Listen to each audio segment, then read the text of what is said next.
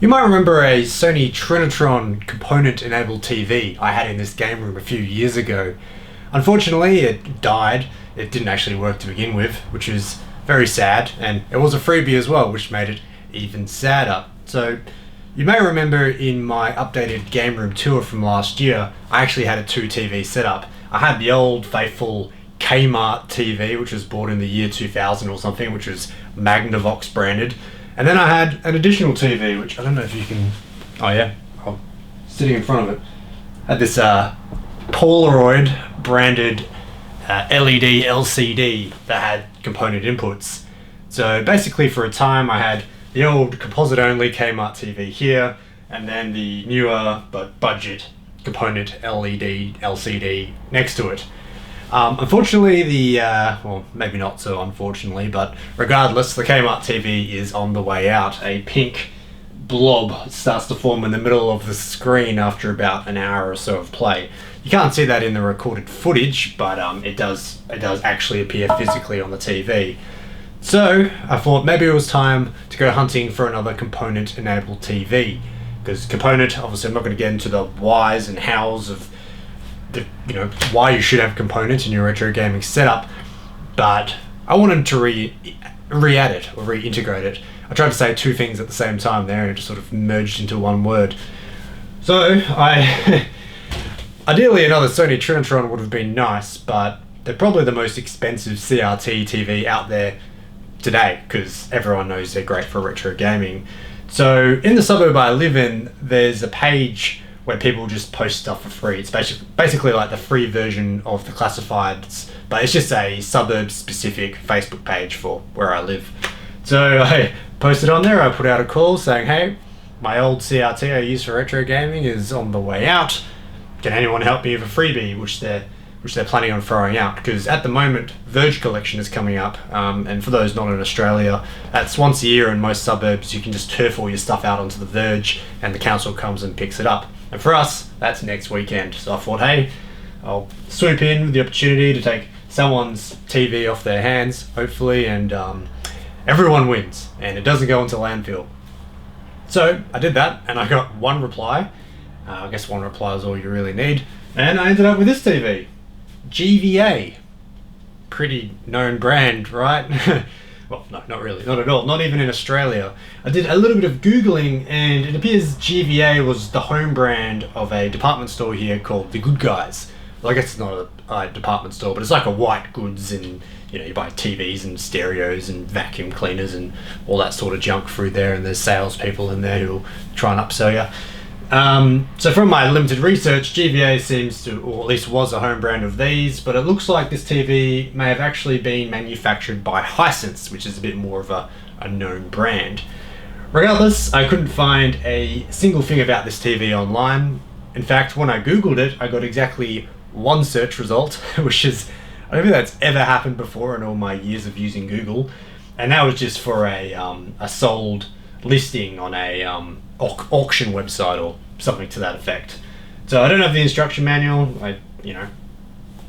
but I guess there's not really much to tell. I did the same thing again where I tried to merge two words together.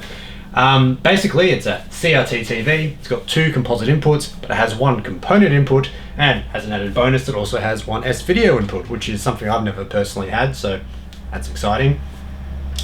So for my newest review, spoiler alert, is going to be 13, the game 13 on Xbox, and obviously I played that through component. Can you see that there? No, you can't. Anyway, and I finished off the game last night. I probably played a solid 4 hours yesterday, and the TV is doing fine, so fingers crossed, we seem to have a bit of a winner on our hands. But one thing I noticed is that there's a game built into the OSD, which I think I remember maybe like a cousin's TV when I was younger, the small TV he had in his bedroom that had a game built into it. I've never personally owned a TV with a game built in, like an old, and yeah, it's just not something you find on modern TVs. So I thought, hey, there's no information about this game either. Why don't I review it? I wanted to introduce the new TV anyway. So that's what this video is ultimately about, but I also just wanted an excuse to show off this new TV. So, shout out to a sweet old Italian woman yesterday I met named Maria, It was actually her son that contacted me, but I went over her house yesterday and we had a bit of fun loading this into a hatchback. It's actually not as heavy as it looks. This Sony Trinitron weighed 80 kilos. This certainly doesn't weigh that much. I can actually pick it up by myself, but it is physically large. So anyway, without further ado, let's crack on to Boxman. Okay, buckle yourselves in, make yourself comfortable.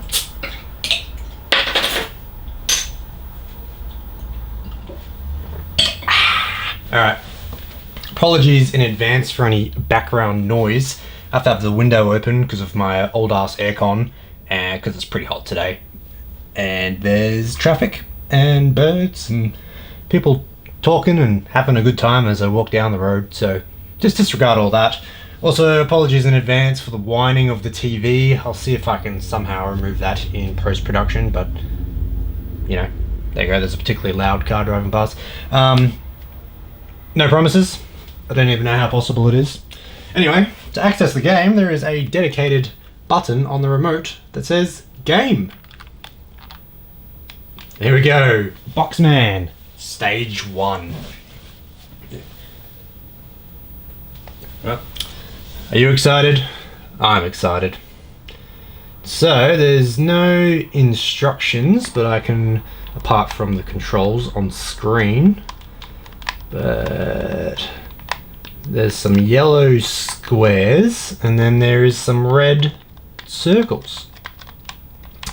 And if anyone's wondering, no, I can't just do a direct record of this using my Elgato or something because it's the OSD. There's not actually a video input I can, you know, split the signal on or anything. So pretty old school, just like this TV, but I have to record the screen directly. Anyway, I'm guessing we probably have to move one red circle into one yellow square. That would be my guess. So, this control doesn't work very well. Maybe if I just hold it closer to the IR receiver. Oh, I can move those. Can I move that? Oh, I may have screwed it because I can't move it backwards. Oh. 1 and 2. Oh, so I can go through the levels? Oh. Stage 2, Stage 3. I wonder how many stages there are. Oh my. Who needs 900 games in a collection of 20-something consoles? I've got 22 stages on this. Let's say 22 or 23? 22. Alright. So I guess we can move that one there. And then ooh, this is tricky. I'm already stumped. Move that one there. Oh, but then I can't push it upwards, can I? Oh no. So then that screws that. Alright. I have an idea. Why don't I move this one? Oh, left button stopped working. Oh no, this review is starting to fall apart. The left button is coming a bit flaky. So let's move that one down.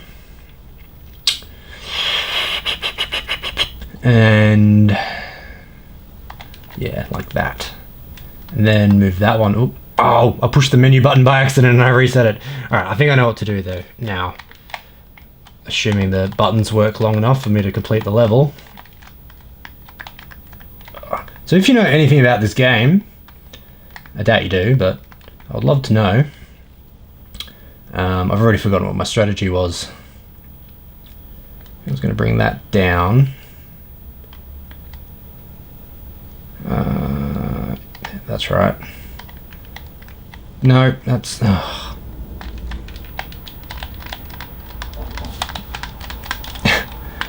I'm not sure if it's just because I'm not pointing it at the IR receiver properly, but it just seems like the buttons will just stop working.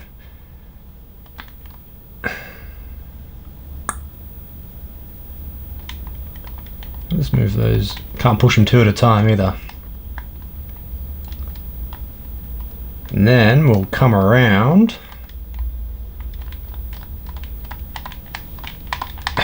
Damn it. Go left, you son of a bitch.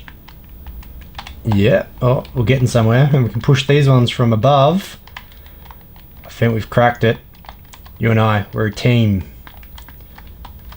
Oh, I've got it, ladies and gentlemen. If the buttons work long enough. I'll try not to hit menu again by accident. Undo all my hard work. Ah, yeah. So, I mean, I guess there isn't really much celebration because I can just choose the stage. You know, I can choose stage 2 at any time if I want. And there's nowhere where it records a score. So really, once you've figured it out, you just have to give yourself a pat on the back and, you know, maybe go tell your mum or something. Because, yeah, there isn't really much fanfare built into the game. I will say the graphics are nice and practical. They're easy to see. They're distinctive enough that I can, you know, tell what's my little man and what's bricks, and not really sure what these squares are. I guess they just are what they are. But you know, you know, the color schemes are nice, and there doesn't appear to be any sound because the volume. Well, it's actually the volume key to move around, so, but the volume is turned up, and by trying to turn the volume up, I've just screwed it. So if I push reset now, will I go to stage 1 or will stay on stage 2? Stayed on stage 2. That's pretty smart. So yeah, now I guess I better try and figure out this level. Alright, so the special aspect of this level I've noticed is that 2 of them already have their little round balls in them. So you've got to try and figure out how to move this one into the right position while not moving those. And you know what? I think I've figured it out. This is, you know, screw that brain training game on DS. I think this is... No, I can't do that because then I can't push it from... you got me, game. Alright, back to the drawing board. Back to the menu button to reset.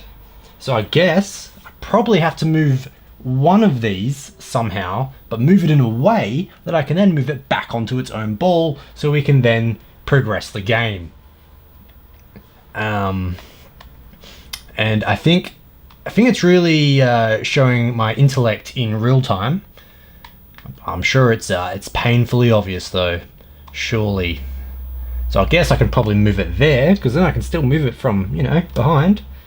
But then I can't move that one down, because then it'll be up against that wall and I won't be able to move it again, because this guy doesn't seem to have the ability to pull things, even though he's got a mighty looking hand there. Oh, you know what, I think I got it. I'm going to move this one, up to that, see what I did there, and then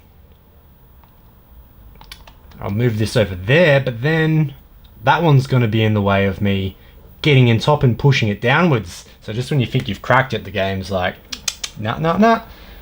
So, ooh, yeah, that's a good one. It's a good one, game. Because then I can't, because then they're all up against the wall, aren't they?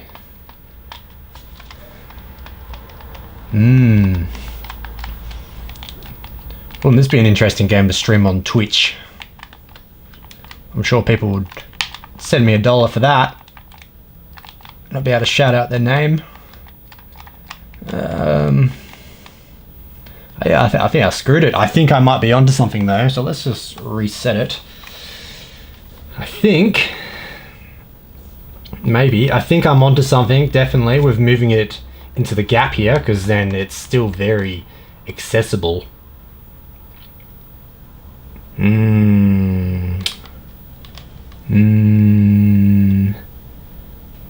Can't push it up because that's in the way. Maybe it's got something to do with this. I'm not really thinking about this square much at the moment, am I? I guess I can push that up and down and it's still, you know, it's still in a good spot. Maybe I can just push that one back up. And then I can push that one there. And then I can go back around. Oh, but then I get the same issue as before. Oh, I fell right into that one, didn't I? I'm gonna have some more beer. Alright, we've cracked it. And by crack it, I mean my partner Annika, who came and helped me. It's pretty obvious once you figure it out, but it's, you know, still a little bit challenging. So thank you, Annika, for actually finally cracking it. So the key is to push that one into there. And I've really forgotten how to do it. Oh, push the other one down. You can probably see you gesturing through the reflection of the glass. Push that one down. And then push this one up. And push it out of the way. And then you come back around, assuming the controller lets you. And then you got to push it up. And then you got to go back up around, push it down, and then push that one there. Move it, you green son of a bitch. And then you can move this one up there. Hey! And again, little fanfare, even though that was half an hour of problem solving. So, regardless, I give this game 5 CRTs out of 10. It's pretty good as a freebie, it's challenging, and anyone can play it. It's very accessible. So, shout out to Maria for giving me this TV, and also shout out to her son Maury, who connected us. And I would really like to know how many levels Maria got through. She seemed like a very turned on woman. Actually, that came out wrong. Switched on. Switched on. Very switched on woman. I'm sure she would have figured out all of these first go, all in one time. So yeah, that ended on a bit of a weird note. Thank you for watching. If you want to play this yourself, I have no idea. It appears to be based on a game called Sokoban. Sokobin. I don't know. I'll put the text on the screen now. It seems to be a very common game.